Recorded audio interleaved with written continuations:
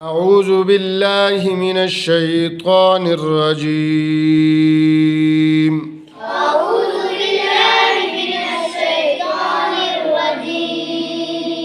بسم الله الرحمن الرحيم. بسم الله الرحمن الرحيم. يا زكريا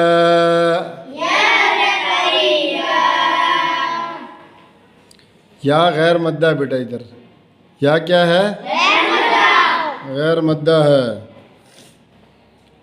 اور کاف بھی باریک ہے کاف بھی باریک پڑھیں گے ادھر را بھی غیر باریک پڑھیں گے را بھی را کو کیوں باریک پڑھیں گے اس کے بعد والا جو را ہے یہ بھی بیٹا غیر مدہ ہے کیوں غیر مدہ ہے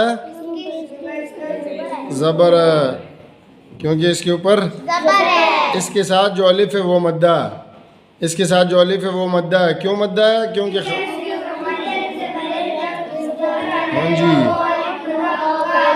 اس کے اوپر ایک چھوٹی مد ہے جس کو ہم اردو میں چھوٹی مد کہتے ہیں اس چھوٹی مد کا نام ہے مد منفصل مد ہاں جی یعنی کہ فاصلے والی مد کیا نام ہے اس کا دوسرا نام ہے مد لازم مد پہلا نام ہے مد منفصل دوسرا نام ہے مد لازم اور اردو میں ہم اس کو کہتے ہیں چھوٹی مد اردو میں کیا کہتے ہیں اس کی لمبائی کی مقدار 2 حرکات 3 حرکات یا 4 بھی کر لیتے ہیں 2 3 ہاں جی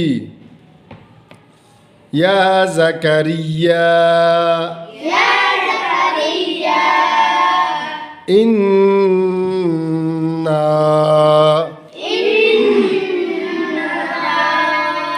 نون کے اوپر شد ہے تو کیا کریں گے غنہ شاباش بیٹا نون شد پہ کیا کرتے ہیں غنہ اس کے ساتھ جو الف ہے وہ مدہ ہے اس کے ساتھ جو الف ہے وہ مدہ ہے کیونکہ اس کے اوپر اِنَّا نبشرک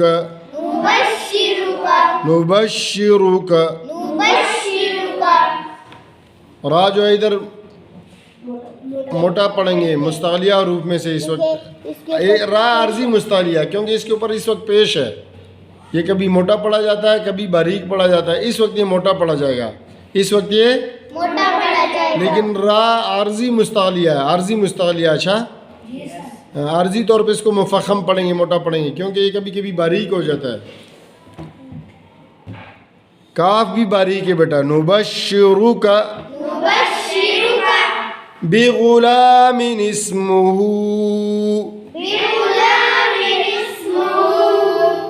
اچھا یہ حمزہ کے نیچے نون ہے چھوٹا سا نا تو اس نون کو کہتے ہیں نون قطنی نون قطنی یہ پڑھا جاتا ہے بیٹا اچھا بغلام اسمہ اس کا قاعدہ تو میں پھر آپ کو کبھی سمجھاؤں گا لیکن مختصر یہ بتا دیتا ہوں کہ جب بھی 2 زبر کے بعد حمزۃ الوصل آ جائے اور حمزۃ الوصل کے بعد والا حرف ساکن ہو تو وہاں پہ حمزہ کے نیچے یا تنوین کو ختم کرنے کے لیے نون ہوتا ہے چھوٹا سا اور اس نون کو نون قطنی کہتے ہیں اور وہ پڑھا جاتا ہے بغلام اسمہ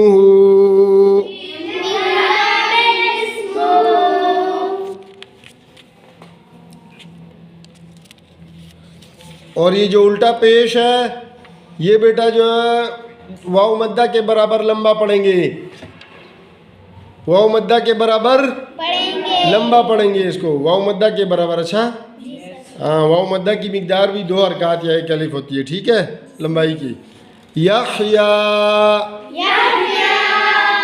یحییٰ کے دونوں یا غیر مدہ ہے یحییٰ کے دونوں کیوں غیر مدہ ہے زبر ہے کھڑی زبر ہے اگلا صفحہ لم نجعل لہ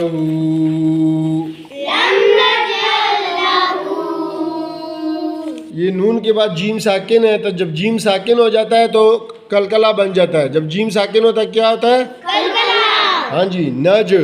نج. کلکلا حروف کو ہلا کے پڑھتے ہیں. کلکلا حروف کو کیسے پڑھتے ہیں؟ ہلا کے پڑھتے ہیں. نج. نج. اس کو نون سے ملائیں گے اور آگے عین کے بعد لام ساکن ہے، لام کو عین سے ملائیں گے. ٹھیک ہے. لم نجعل لہ، بلکہ اگلے لام شد سے ملائیں گے. اچھا، عین کو لام شد سے ملائیں گے. نجعل لہ من قبل.